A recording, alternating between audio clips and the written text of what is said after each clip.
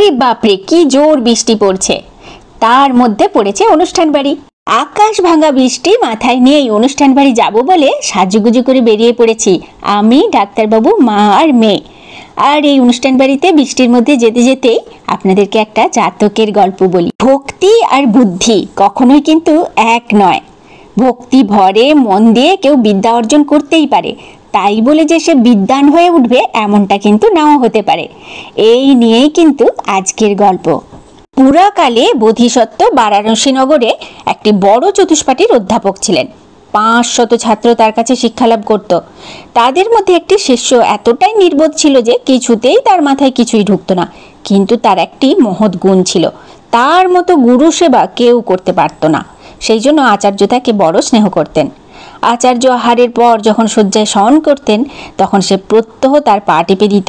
আচার্যের নিদ্রা আসার পরেই তারপরে সে নিদ্রা যেত। একদিন যখন আচার্য নিদ্রিত হয়ে পড়লেন তখন সে চলে যাবার সময় খেয়াল করলো যে খাটের একটি পায়া ভেঙে গিয়েছে। তখন সে সারা রাত ওই খাটের পায়া ধরে বসে থাকলো ওখানে, যাতে না আচার্যের ঘুম ভেঙে যায়। পরের দিন সকালবেলা আচার্য ঘুম থেকে উঠে ওই কাণ্ড দেখলেন, আর তখন তিনি সেই শিষ্যের গুরু ভক্তি দেখে মুগ্ধ হয়ে গেলেন আর ভাবলেন যে এমন যার ভক্তি, তার যদি বিদ্যালাভ না হয় তাহলে তো খুবই লজ্জার বিষয় হবে। সেই জন্য গুরুদেব চেষ্টা করলেন যে তাকে যেন তেন প্রকারেণ বিদ্বান বানিয়েই তিনি ছাড়বেন। আচার্য দেখলেন যে এর পাঠ্যপুস্তক শুধুমাত্র পড়িয়ে বুদ্ধির বিকাশ ঘটানো সম্ভব নয়, তার থেকে একে নগর ভ্রমণে পাঠালে আর তারপর বিভিন্ন জিনিসের মধ্যে তুলনামূলক কোনো কিছু করলে তবে গিয়ে এর বুদ্ধির বিকাশ ঘটবে। সেই মতো তিনি তাকে সকালবেলা নগর ভ্রমণে পাঠিয়ে দিলেন আর বললেন সন্ধেবেলা ফিরেই যেন আচার্যের সাথে সে দেখা করে। প্রথম দিন শিষ্য যখন ফিরে আসলো তখন তাকে তিনি জিজ্ঞেস করলেন, আজ তুমি কি দেখেছ? শিষ্য বলল, একটি সাপ দেখেছি। গুরু বললেন, আচ্ছা বলো তো সাপ কিসের মতো? শিষ্য বলল, লাঙ্গলের ইসের মতো। গুরু ভেবে দেখলেন, হ্যাঁ অনেকটা লাঙ্গলের ইসের মতোই বটে। প্রথম প্রথম ঠিক হবে না, কাছাকাছি যাবে, তারপর ক্রমে নিশ্চয়ই তুলনা করে বলতে পারবে।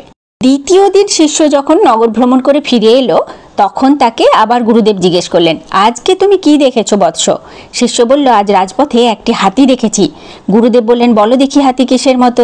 শিষ্য না ভেবে চিনতে সঙ্গে সঙ্গে উত্তর দিল, লাঙ্গলের ইসের মতো।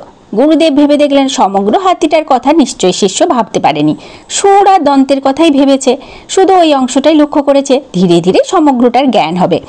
তৃতীয় দিন শিষ্য ফিরে আসলে গুরু জিজ্ঞেস করলেন, আজ কি দেখেছ? শিষ্য বলল, আজ এক গৃহস্থের বাড়িতে গিয়েছিলাম, গুড় জল খেতে দিয়েছিল। গুরুদেব বললেন, গুড় কিসের মতো বলো? শিষ্য তখন বিনা দ্বিধায় বলে ফেলল, লাঙ্গলের ইসের মতো।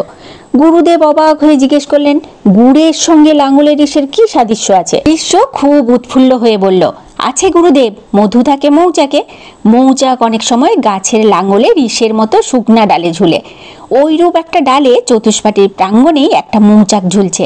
গুরুদেব দেখলেন শিষ্য ক্রমেই তার উদ্দেশ্য থেকে দূরে চলে যাচ্ছে। তখন তিনি হতাশ হয়ে বললেন, বাপু, তোমার মতো গুরুভক্ত শিষ্য আমার আর মিলবে না, কিন্তু স্বার্থের জন্য তোমাকে এখানে ধরে রাখা ঠিক নয়। তুমি লাঙ্গলের ইস ছাড়া কিছুই জানো না। শিষ্যটি ছিল একটি কৃষকের ছেলে, সেই জন্য আচার্য তাকে বললেন যে তুমি তো চাষার ছেলে, তোমার যতই ভক্তিভাব থাক কিন্তু মাথায় বুদ্ধি সেইভাবে কিছু নেই। তুমি সারাদিন ধরে ওই লাঙ্গলের ইসের কথাই চিন্তা করো, সেই জন্য তুমি গ্রামে গিয়ে ওই লাঙ্গলের ইসের চর্চা করো, অর্থাৎ চাষবাসই করো, এটাই তোমার জন্য নয়। এই বলেই আচার্য তাকে চতুষ্পাঠী থেকে বিদায় দিয়ে দিলেন।